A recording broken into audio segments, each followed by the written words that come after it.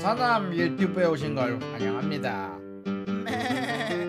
자, 양회가 무엇인가? 자, 양회 무엇이냐면 두 개의 회의라고 합니다. 일단 간단하게 얘기하면 양회, 두 개 회의를 줄여서 양회라고 하는 거예요. 이게 정확히 뭐냐면 중국의 헌법상 최고 기관 두 개. 그러니까 중국에서 헌법을 제정하는 기관들이 있잖아요. 이제 그런 것 최고 기관 두 개를 지칭하는 말로 전국인민대표회의라는 기관과 전인대라고 해요. 그리고 중국인민정치협상회의, 정협이라고 하는데 이 전인대와 정협 이 두 가지 단체를 합쳐서 양회라고 하는 거야. 이 두 가지 회의가 같이 열리는 날을 양회라고 하는데 이번에 3월 4일에 열려요. 근데 이걸 좀 간단하게 정리를 하면은 체제 전전용 정책을 발표하는 날이라고 보시면 되는데 여기서 좀 아주 디테일하게 설명할 거니까 조금 천천히 들으시면 됩니다. 자, 양회 일단 역사는 일단 두 개의 회의의 역사는 60년, 70년 전으로 올라가요. 원래 이제 정협이란 단체가 먼저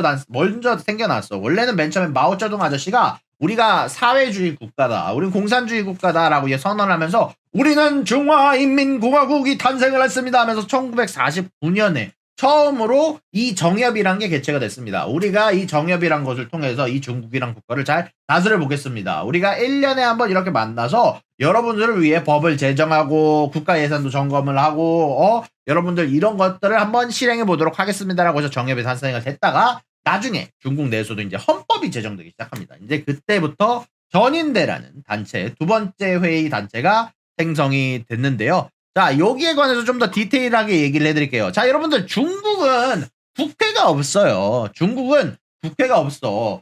야, 우리나라 같은 경우는 이제 한국이나 미국 같은 경우는 국민들의 의견을 대신해서 법을 만드는 국회의원들이 모여서 이야기를 하잖아요. 뭐 지금은 미국 같은 경우는 하원하고 상원 의원이 모여가지고 하원에서 막 법을 지금도 제정하려고 싸우고 있고 상원에서 막 제정하려고 싸우고 있지만 자, 중국은 그런 단체가 없습니다. 왜냐하면 사회주의 국가니까. 그러면은 중국은 이 국회라는 단체가 없는 대신에 그 대신에 전인대라는 단체가 있어요. 이 전인대라는 단체가 1년에 한 번 다 같이 모여서 여러분들 우리 이번에는 다 같이 국가 예산을 한번 움직여 보도록 할까요? 자, 여러분들 유사남을 대통령으로 만들어 볼까요? 뭐 이런 식으로 장난이면 자, 1년에 한 번 모여서 다 같이 헌법을 제정한다든지 법률을 제정한다든지 중대사를 논의하면서 예산 결산도 하고 지도자 선출도 하고 법률도 제정하는 거를 바로 전인대라고 합니다. 근데 그 전인대가 나오는 곳이 바로 이 양회라는 곳인데 여기에서 좀 더 설명을 해드릴게요. 자, 근데 이 전인대라는 곳이 결국 각 지역에서 자 이게 국회를 대신하는 단체라고 얘기를 했잖아요. 자, 각 지역에서 간접 선거로 여러분들 3,000명을 선출을 합니다. 근데 재미난 건 그중 80%가 공산당이야. 그래서 결론적으로는 공산당이 원하는 대로 돼요. 뭐 결론적으로 자 시진핑 아저씨가 얘기하는 거에 반대하는 사람 손들어. 없어? 오케이. 그럼 다 찬성인 걸로 할게. 뭐라고 너 반대야? 빵야까지는 알겠지만 자 하여간 사실상 뭐 시진핑 아저씨가 공산당이 원하는 대로 법을 만드는 단체가 그냥 이 전인대라는 단체예요. 근데 결국에는 여기가 최고 권력기관입니다. 근데 최고 권력기관인데 문제는 이 법안을 만드는 건 1년에 한 번뿐으로는 사실 국정 운영이 불가능해요. 대신 1년 중대사를 한꺼번에 결정하는 기관은 이 전인대라고 생각하시면 됩니다. 자, 근데 이 전인대라는 것 말고도 여러분들 양회는 두 가지 회의라고 했죠. 자, 정협이라는 회의가 있어요. 원래는 이게 아까 말씀드렸던 것처럼 1949년 중국이 건국했을 당시에는 최고의사 결정 기관이었다가 나중에 시간이 지남에 따라 전인대라는 기관 회의가 설립된 이후에 1954년 이후로는 중국의 헌법이 제정이 되고 그 이후에는 대빵이 아닌 저는 보좌관 여건으로 전인대를 보좌하겠습니다 이러면서 여기에서 공화당의 인물들이 나와서 회의를 하는 게 아니라 오케이 결정은 공산당 니네들이네. 그렇지만 우리는 정협이란 단체가 있어서 그래도 조금 니네들의 귀를 우리가 간지럽히기 위해서 교육, 의료, 과학, 경제, 상업 등등의 각계각층의 인물을 모아서 공산당의 인물이 아니에요. 자, 공산당에 꼭 치중하지 않은 공산당 바깥의 인물들도 모아서 정협이라는 보좌관의 단체에 들어갑니다. 이 사람들이 열심히 정책 자문을 하는 거야. 우리끼리 얘기를 해서 야 우리 교육에서 솔직히 이거 유료화도 좀 해주면 안 돼? 의료 쪽에서는 뭐 우리 지금 미국에 좀 잘 지내면 안 돼 이렇게 얘기를 해서 모아서 전인대한테 갖다 주는 단체가 바로 이 정협이라는 단체입니다. 자, 생각보다 권력이 없어 보이지. 진짜 없어 보이지. 사실 없어. 얘네가 뭐 공산당한테 그러니까 한마디로 니네한테 알랑방구 끼는 단체야. 야, 내가 봤을 때 무슨 견제도 안 되고 정협이라는 단체가 전인대를 견제하는 것도 아니고 그냥 보조합니다. 전인대에서 옆에서 그냥 과학자들이 나와가지고 그냥 자기 의견 알려주는 데야. 물론 아예 영향이 없다고는 할 수 없지. 하지만 전인대만큼의 능력을 갖고 있는 건 아니고 그냥 간단하게 얘기하면 전인대가 대빵이고 주요 안건과 결정의 심사를 같이 하는 단체가 바로 이 전인대라는 단체고요. 정협이란 단체는 회의는 문제 토론을 하고 전인대에 제안을 하는 아주 전문 인력들로 모여있는 단체가 정협. 전인대는 공산당이 모여있는 단체가 전인대라고 생각을 하시면 될 것 같아요. 자, 근데 이 양회라는 게 이제 여러분들 뭔지 감이 대충 잡혔죠? 근데 이 양회가 왜 중요하냐면, 자, 이 양회에서 여러분들 아주 중요한 여러 가지 정책들을 제가 제시한다고 말씀을 드렸잖아요. 그 중에 하나가 여러분들 경제 성장률입니다. 경제 성장률. 목말라서 그래. 자, 경제 성장률이 여러분들 굉장히 이게 중요한 부분이 최근에 여러분들 중국이 코로나에 들어오면서 여러분들 2.2%까지 3.0%까지 경제 성장률이 굉장히 고속 성장하던 중국에 브레이크가 걸렸어요. 근데 중국에서는 이거를 5% 나아가서는 7%까지 끌어올리고 싶어해. 근데 이걸 양회에서 발표를 한단 말이에요. 근데 중국이 지금 경제 성장률을 5%에서 7%까지 끌어올리려면 문제는 말이죠. 시장 친화적인 정책이 없이는 사실상 저 5%라는 게 불가능한 상황이에요. 지금 중국이라는 게 바로 코로나에서 풀려난 지 리오프닝이 된 지 얼마 되지 않았단 말이야. 그런 상황에서 이 중국이 지금이라도 경제 성장률을 끌어올리려면 중국에서도 지금 이미 어느 정도 부양책을 하고 있지만 부동산 관련해서 시장 친화적인 정책, 뭐 낮은 이자율 등등을 보여주고는 있지만 아직은 부족한 상황이에요. 그래서 지금 생각을 하는 게 많은 사람들이 야, 이거 중국에서 부양책을 필 것 같아. 양회에서 대규모 부양책을 얘기를 할 거다. 왜냐? 지금 이게 시진핑 아저씨가 사실 지금 어떻게 보면 시진핑 아저씨가 레전드에 오르긴 했잖아. 원래는 이연임까지만 하는 게 불문율이었는데 시진핑 아저씨가 나는 이제 레전드야. 나는 이제 신화격인 존재야. 이러면서 사면인을 하기 시작했단 말이에요. 사면임 이후 처음으로 하는 양회입니다. 이 시진핑 아저씨는 이걸 망치고 싶지 않을 거야. 그리고 중요한 게 중국의 증시가 양회가 여태까지 10번을 했다면 그중 8번은 상승할 정도로 80%의 타율을 자랑할 정도로 아주 높은 확률로 중국 증시를 올려주는 이벤트란 말이에요. 그것뿐만이 아니라 한국에서도 지금 이미 난리야. 한국에서도 지금 테마주로 철강주라든지 화학주가 지금 날아가고 있어요, 여러분들. 자, 근데 그것뿐만이 아니라 지금 중국의 지금 국민들이 지금 완전 짜증이 난 상태잖아. 무슨 제로 코로나 정책이야 라고 이야기를 하면서 이 제로 코로나 관련해서 지금 중국 사람들 내부에서도 지금 어마어마한 아주 불만들이 쌓여 있어요. 그것들이 어디서 나타나 있냐? 중국 사람들이 열심히 소비를 안 하고 여러분들 근데 성장에 가장 중요한 게 뭔지 알아요?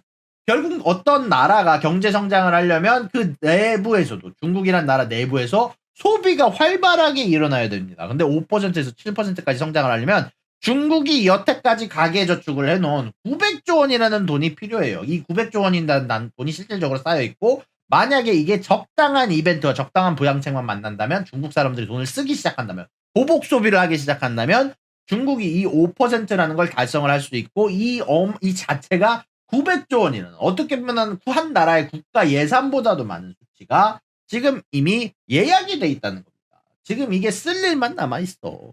자, 그렇다고 해서 지금 이 돈이 남아있는 게 그냥 호재로만 작용하는 건 아니고 문제는 이제 중국의 인플레이션이나 사실 이게 좀 여러분들한테 좀 얘기를 했어야 되는 내용인데 여러분들 몇 번 다들 아실 거예요.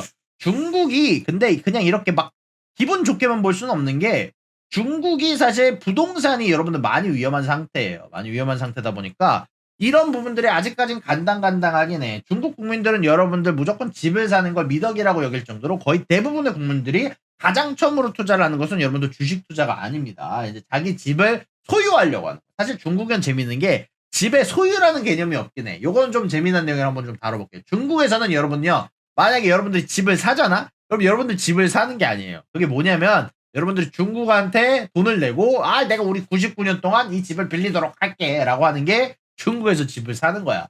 자, 이게 또 재미난 게 중국에서는 원래 그래가지고 아주 무분별한 부동산 개발 정책이 원래 진행되고 있었어요. 자, 헝다라는 이벤트를 여러분들 기억을 하실 거예요. 자, 2022년 동안 아주 우리를 줄기차게 괴롭혔던 게 바로 이 중국의 부동산 붕괴 이벤트 헝다죠. 자, 이게 뭐였냐면은 이제 중국 내에서 원래는 우리 지금 도덕적 해이, 한마디로 부동산 애들이 돈만 빌리고 사실상 제대로 갚지 않으면서 열심히 팬창만 하고 있다. 이거 좀 이상하다라고 얘기를 하면서 중국 정부에서 지금부터 빌린 돈 대비 갖고 있는 그 부채 비율을 줄여라라고 공식적으로 발표를 했어요. 그러다 보니까 중국 부동산이 휘청이기 시작했지. 왜냐면은 이게 중국은 어떻게 하냐면은요. 내가 지어지는 집이 있으면 지어지는 집을 완공도 되기 전에 미리 분양을 합니다. 미리 분양을 하고 거기에서 충분히 돈이 모이면은 그때부터 이제 아파트를 짓기 시작해.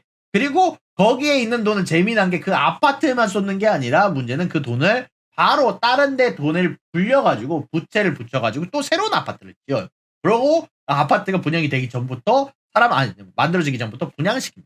이게 바로 중국의 방식인데요. 자, 근데 이게 문제는 중국이 헝다가 부동산 회사들이 전체적으로 정부한테서 규제를 강하게 받기 시작하니까 더 이상 돈을 불릴 수가 없는 거야. 그러니까 어떻게 돼? 아파트를 짓다 말고 망하게 생겼죠. 자, 그러다 보니까 지금 전체 부동산뿐만 아니라 중국의 자산시장 자체가 부동산이 위험하다 보니까 위태위태하단 말이에요.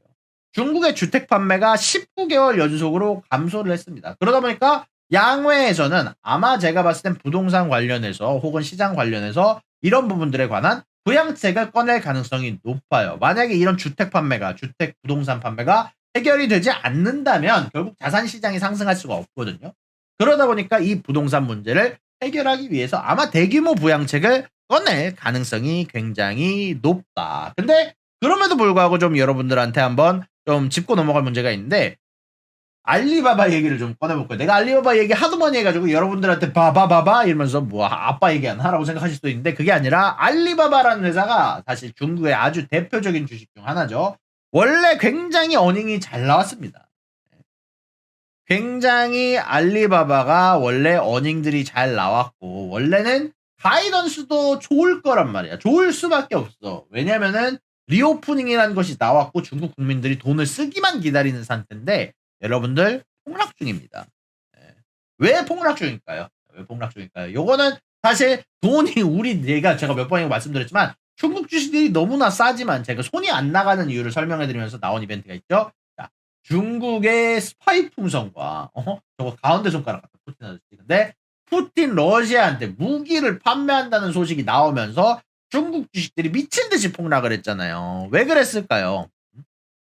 왜냐면 미중 관계에 있어서 결국 중요한 건 미국의 중국 주식이 상장돼 있는 거잖아요. 왜냐면 우리가 미국 주식을 사기도 하고 결국 미국에 있는 돈이 결국 전 세계 투자 중심에 있는 돈이 중국으로 들어가야지 중국에 있는 회사들도 좀 더 높은 밸류에이션, 좀 더 높은 가치평가를 받는단 말이에요. 그런데 말이에요. SEC 기준으로 조금이라도 중국 정부와 관련이 있는 회사나 어카운팅을 회계장부를 투명하게 공개하지 않는 회사는 우리 미국에서 다 내쫓겠다라는 선언을 한 적이 있어요. 그러다 보니까 이 중국 내에서 중국 주식들이 빠르면 2024년부터 미국에서 나스닥이나 뭐 NYSE 뉴욕 주식 거래소나 그런 데서 퇴출될 가능성이 굉장히 높습니다. 2024년부터 시작을 할 텐데 문제는 미중 관계가 악화되고 있죠. 미중 관계가 악화되면은 악화될수록 이게 실질적으로 나올 확률이 더 높아지는 거야. 그러니까 어떻게 사람들도 이 알리바바란 주식이다. 중국 주식에 손이 안 가는 거야. 가면 갈수록 최근에 뭐 밉상이잖아. 누가 봐도 밉상이야. 러시아한테 무기를 왜 대줘? 스파이 풍선을 왜 보내? 그것도 뭐 하필이면은 핵기지 위에다 띄우고 하필이면 3-4번이나 실수하는 사람이 어딨어. 자, 그러다 보니까 이런 부분들을 감안을 좀 해본다면 개인적으로 생각을 했을 때 단기적으로 들어가기는 솔직히 좋아 보입니다. 이제 양회라는 이벤트 자체가 굉장히 중시 친화적인 이벤트가 될 가능성이 높고 그럼에도 불구하고 미중 관계가 악화됨에 따라 2024년부터 퇴출이 가능함에 따라서 선뜻 솔직히 손을 가지는 않습니다. 그래서 제가 개인적으로 생각을 했을 때는 아마 단기적으로 3-4개월 안에는 오르지 않을까. 만약에 지금 산다면 결국 3개월 뒤에 중국이 어닝을 발표를 할 거고, 어닝을 발표를 할 때는 결국 리오프닝 바를 받아서 깜짝스럽게 아마 어닝 서프라이즈 같은 것들이 있을 거란 말이에요. 그러다 보니까 그런 거 관련해서 단기적으로 3개월 안에는 오르지 않을까라는 게 제 개인적인 의견입니다. 구독과 좋아요는 사랑입니다, 여러분. 유사남의 구독과 좋아요를 눌러주세요. 그리고 여기 있는 비디오도 여러분들을 위해 준비한 거니까 여러분들이 항상 살펴봐 주시면 감사하겠습니다.